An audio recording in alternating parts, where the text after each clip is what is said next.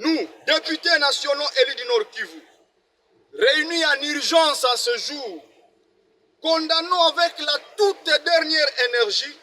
ces actes cruels et lâches qui ont visé les populations civiles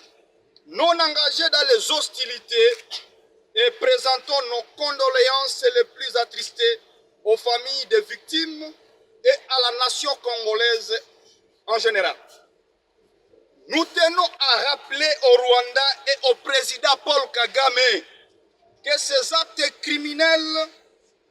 qui rappellent d'ailleurs les bombardements des cas des réfugiés il y a 28 ans à Mukunga, ne resteront pas impunis. Ce sont des crimes imprescriptibles. Révoltés par ces ignobles crimes répétitifs commis par cette coalition terroriste, nous recommandons urgemment ce qui suit.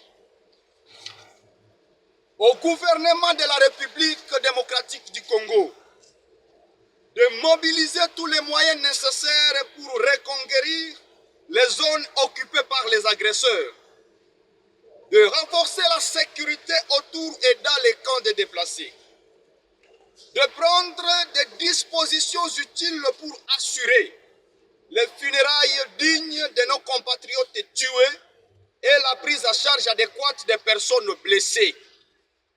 de mobiliser la communauté internationale pour condamner sans ambages et sans réserve les attitudes criminelles du gouvernement rwandais, de saisir les instances juridiques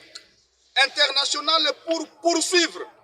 et condamner les crimes de guerre et les crimes contre l'humanité commis par les Rwandais sur notre territoire, de déployer tous les efforts nécessaires pour empêcher l'exploitation et le commerce des minerais descend par les Rwandais sur notre territoire. Au Conseil de sécurité des Nations Unies, de prendre des sanctions claires contre les Rwandais pour ces multiples violations du droit international humanitaire, de constituer une commission spéciale pouvant enquêter urgemment sur le financement, la chaîne de ravitaillement en armes et munitions, ainsi que tout autre matériel de guerre au profit du Rwanda et ses supplétifs dans la guerre d'agression à l'est de la RDC. À l'Union européenne de condamner à des termes clairs et précis l'agression rwandaise dont est victime la République démocratique du Congo, de renoncer au fameux protocole d'accord signé